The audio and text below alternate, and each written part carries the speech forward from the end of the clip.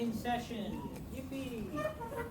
All right, your mission, if you choose to accept it, should be to either work on your final or your texturing assignment. Yeah, you're welcome to do the final if you feel like you're getting the swing of texturing.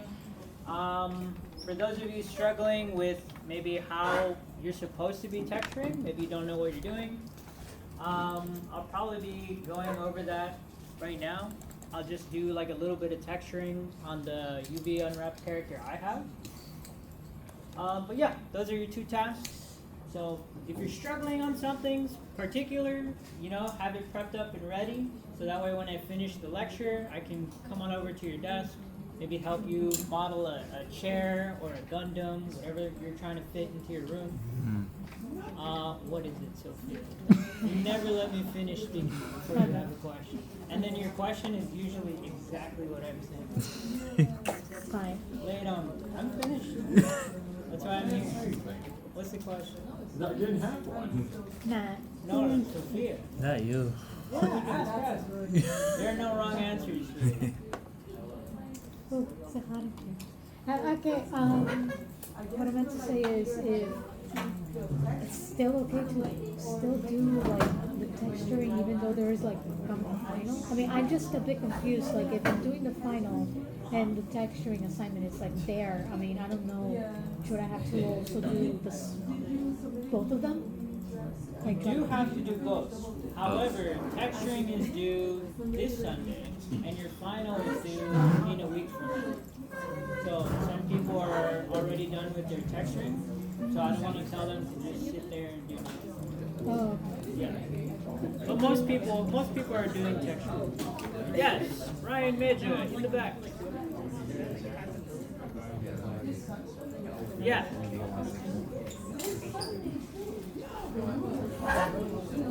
Oh, Chris, I can show you the Yeah, all final. of that will happen after the lecture, okay? Okay. Okay, so most of you submitted it. I'm a lot happier now than I was on Monday, where there was only six, or I'm not gonna say it, but there was only six UV unwrapped assignments. Now there's like 27, 28 of you, so that's awesome. That's great. Very cool. So you have something like this, right? You have your UV unwraps. If you checked with the default checker map, you're pretty much, you know, you're here. You can see that it looks good. They look like squares. There's no warping. Awesome. Great job. So I'm going to show you guys assigning materials first, because that's kind of the first step to applying your textures, and then we'll get into exporting the UV maps for us to draw on, okay? So first thing I think I want to do is get my own default UV checker. I want to get this just so that I can test to see if I'm plugging in the right materials and everything is working. Oh my goodness, I just want to download. Cool, nice, neat, awesome. Alright, so I have a cool little custom UV checker, super fun. So, we need to assign materials to every single thing that we have. I think I've labeled them neatly in the outliner. Let me check right now.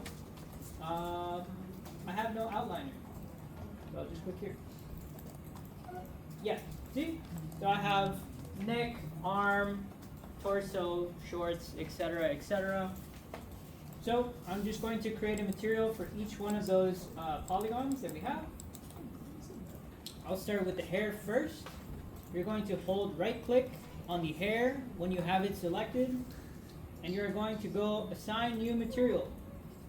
And from Assign New Material, we're going to click New Material. Now, just so your future professors don't yell at me, it's very important that while you're doing assignments at Magic, 99% of the time you're going to be using Arnold AI Standard Surface, right? So this right here is it should be your default AI Standard Surface. If you're wondering what the difference between a Maya material like these and Arnold is, it's just there are two renderers inside of Maya. One is like the default that came with Maya, and the other one is a company called Arnold that was bought out by Maya that does rendering a lot better. So they just kind of gave people like the legacy option of sticking with default Maya stuff. But most of the time, 99% of the time, everybody just sticks with Arnold because it just looks prettier. It looks more modern. So yeah, very important. AI standard surface. If you guys want to assign that to your character, you can. However, I will not be doing that. I'm going to use what's called a surface shader because I know future students are going to ask me this. I get the question asked a lot of times where they're like, I want my low poly character to look like a low poly character, and surface shader is how you do that. So what does the surface shader do? It just ignores all lights. That's the quick and dirty way to do it. If I click render right now, you're going to see that it, actually, let's do yellow. Yeah, you're going to see that the yellow kind of bounces off the other Arnold materials, right? So you're getting like this render look. But the hair itself is just widely unaffected by any kind of light or any kind of like fanciness. So low poly characters 90% of the time use what's called surface shader. We've assigned this surface shader to the hair. So we're going to name this hair just so that we don't lose it and we're staying nice and organized. And then where you see out color, or if you're going to use AI standard surface, you'll just see the word color. So if I render with a standard surface, you're going to see that I have all those shadows and the bright whites there because the light's hitting there super brightly. And then there's like a bunch of shadows and darks. I think I can do it in real time actually. Let me see. Whereas if I switch to this, right? There's zero light. No light is hitting this, right? It's completely dark. No matter how bright I make that light, it's just not affected. Yeah, if you're using standard surface, you can click the check mark here, and then you're going to see the option for upload your own custom file. That's usually what we do when we texture. We can just find wherever we put the file. If you guys are working in a project, you put all your textures under your source images. You see how it's already looking for it under source images? So you would just dump every picture you're going to put in your project right here so it shows up and you don't have to look for it. However, for my example, I did not put it there and it's under downloads. Not the end of the world. Okay, so there you go. I upload the texture. This is what my texture looks like when I upload it to my character. And I can show you now why we have UV checkers, right? So if I look, I can see the letters on the front, right? I can read B4, the arrow looks straight. There's like a grid pattern, and that grid pattern looks pretty good. Once I go here, though, I can kind of see that my D3, at least, it's kind of like a little warbly. Same with the D4, it's kind of like warbly, kind of pinchy, kind of angular. So that's what UV checkers are made out of, or made for. It's for you to make sure that everything looks good. Super easy to do on a low poly character because everything is just really big squares. When you look at your low poly character, this is just a big square, that's a big square. It gets a lot more complicated when you deal with like high poly organic characters, but for the most part, UV checkers are there for you to kind of adjust and change your shapes if you don't like the way maybe this looks. You can always like sketch it up or sketch it down. I don't know what's happening here. Click this, and nothing is moving. Oh no! Okay. Not this. This, yeah. Ooh.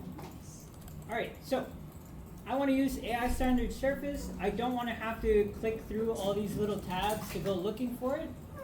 So, if I haven't mentioned it already, please make sure you're going to edit, delete by type history. That's going to clean up all of those tabs you saw, just cleans it up so it's nice and neat. And then I have my standard surface that I'm probably going to switch to a surface shader. And then I'm going to upload my texture again, just because I want that look, right?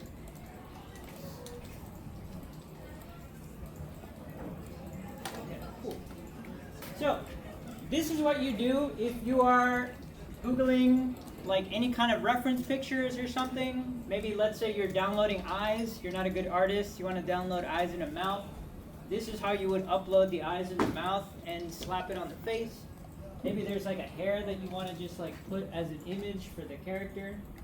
But what if you want to make your own, right? What if you want to make your own textures and draw on them and do that? So to do that, you just need one extra step. You can either do this before or after you create a material for the character. I'm doing it before. All you have to do is go to Images with your object selected, and then you're going to click UV Snapshot. UV Snapshot is going to take a picture basically of your UV unwrap that we can kind of upload onto any drawing program to use as a reference. So, tons of options here. You can do whatever works for your drawing program. Some of them work with TIFFs, some of them can open my IFFs. Pretty sure everything can open JPEGs and PNGs, so if you want to be safe, you can use a JPEG or a PNG. When you're working with higher polygons and you don't want like compression or any kind of pixelation, you're probably going to use TIFF or like EXR if there is one. But yeah, PNG. As far as size goes for pixels, you guys can Google power of 2 resolutions, and you're going to get a bunch of dimensions like this, right? So I try to go with 1:1 because pixels, any kind of pixel art just works in perfect squares and nothing else. So if you're going to do 1024, this top one should be 1024, and that bottom one should be 1024. If you're going to do 512, like a 512 resolution because you want it to be like a lower poly, make sure they're both 512, right? But I'm going to do 1024 because I want the face to look crisp, nice, clean. And then you can change the edge color. Whenever you see the word edge color, they just mean these edges here, right? See how they're white and they're kind of hard to tell from the background? So I'm gonna make mine like a vibrant kind of vomit green, just so it's easy to see.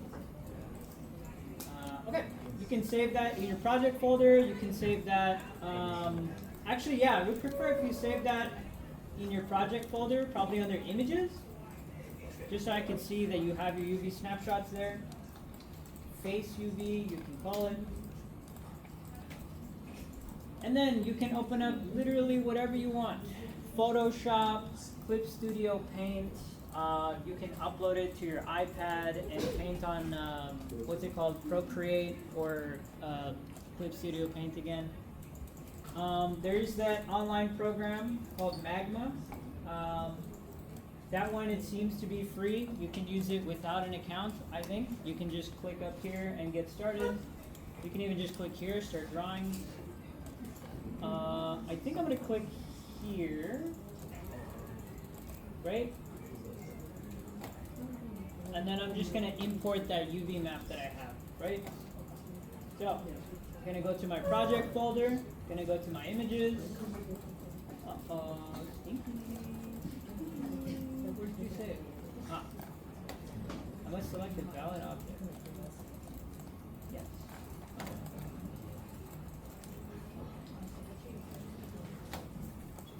Images, upload, texture, blah, blah.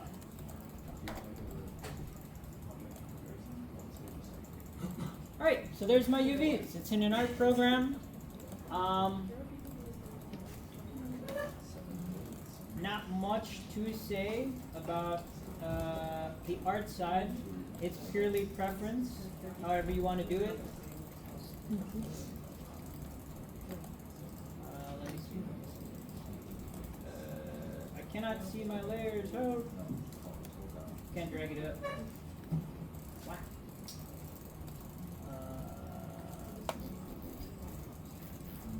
All right, just a slight hiccup here. Gotta zoom out, and then I'll zoom in here.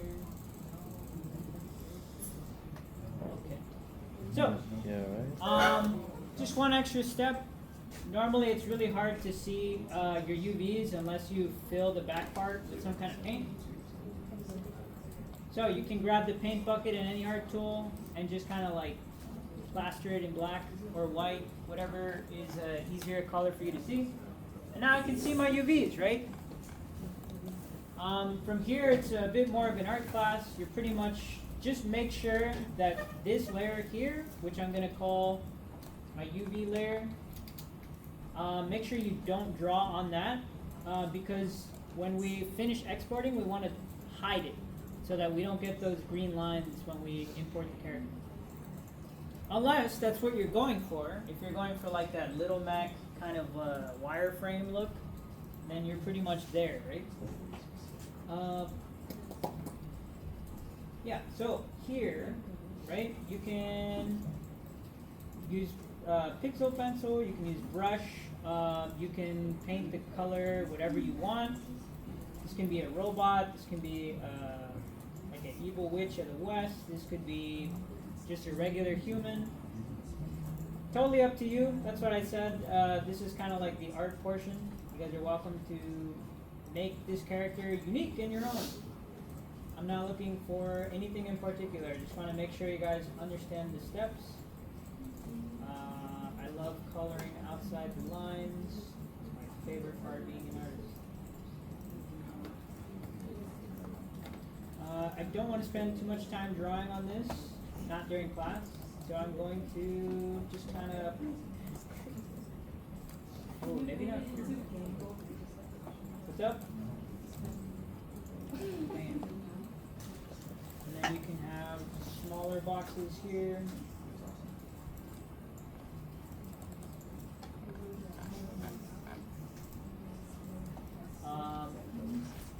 The issue with shading, or the issue rather with low poly and not having like the render recognize your lighting, or the materials recognize your lighting, is you kind of have to make all the shades and the lights yourself. So maybe go something darker like this, I don't know. And then you paint that here, underneath. Same thing here, maybe there's like a little bright hue that goes on right there. Okay. So let's say this is a texture I spent like 5 hours on. It's my Picasso, my magnum opus. How do we bring it back in, right? If you're using Magma, you can go File, Export As, and you're good to go. If you're using Photoshop, I believe it's the same thing. File, Export As. Normally, 99% of the time, if it's an art program that's imitating Photoshop, usually you'll find it under File, Export As. Sometimes it's duplicate or save as a copy. But yeah, we're just going to save it as a JPEG, or a PNG, sorry. Make sure you turn the UV layer off so that we don't see the wireframe on our final texture. And then we can just take our face UV and put it in our project folder. This project folder, right here. So you can drop this under source images, and then you can drag and drop it. I'll make a copy. Okay, now that I'm back here, we're going to select our face, make sure that it has a material of its own by holding right click and going new material. And then you can use either Arnold Shader, AI Standard Surface, or Surface Shader if you're trying to go for that like Mega Man again, we click the color, color for color, right? Color texture gets the color file, and then we just upload our image right here, right? Just create a little goblin. Alright, nice. So what happened to my UVs here? Let's see. Oh, why is it not moving? Interesting. Why? I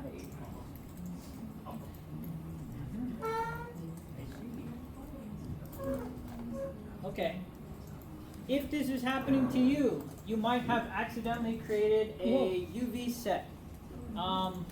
You shouldn't see anything there, but if you are moving stuff around and it's not really interacting or doing anything, like so, you might have accidentally created a UV set. There's probably a shortcut for it. I don't know what it is. That's probably why you did it. You can just click UV map and you should be good. This should be a live object again. It looks like I'm gonna have to reverse engineer this face really quick. So let's go Z-axis, project, nice. And instead of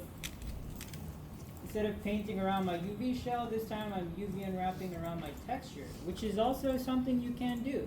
If you guys find a picture or a nice texture you like, you guys are welcome to UV unwrap your object around the texture, and vice versa. Totally cool. We're gonna, what's this, the y-axis? Yeah, probably. So this is the chin, like underneath the chin, right? And then we're gonna move this somewhere where we can't see it. Kind of move it over here. And then that's my character. A couple other things we can do if we don't like maybe how it's coming out. So, for low poly, for polygons, for pixel art, you have to do so much, right? In this case, we have to turn off filters because every art program and every 3D program tries to like filter and blend to make things look as realistic as possible. But with pixel art, you want it to look as crude and as like rasterized as possible. So if you turn off filtering, you'll see that my pixels, my edges are a lot more like sharper than they were before. You see how it's blurry right there? And then when you turn the filter off, you get that nice pixelation, like everyone, the coveted isolation. A couple other things, you can change the color space. I don't think I want to for this, but if I hit like raw or something, you will get like different types of color. I think the default is sRGB. And then one other thing you can do for your textures is color balance, which is just like adjusting exposure, things like that.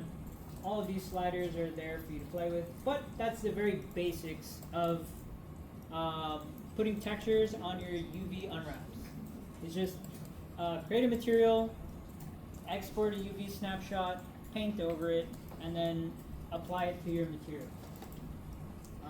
Does anyone have any questions so far on texturing? Yes. I think you changed it from the face to the UV map. How did I change the face to what? When you saw that it was messed up, and you adjusted it from one thing to the UV map. Yeah, so if you're unable to move or update your UVs, you have to go to UV sets and make sure you're on the default UV map. UV sets are all of these other squares that I tell you guys not to worry about. They're usually called UV sets or UDIMs. Super advanced, super dumb. I don't like them. Especially when you're just starting out, they can really kind of scare you away from doing all this stuff. Okay. That's pretty much it. If you want to spend the rest of the class kind of texturing this out, maybe you have a cool character you want to make low poly, you're more than welcome to. What's all of this? There's a bunch of candy sticks on the floor. Wow. Ew. Oh.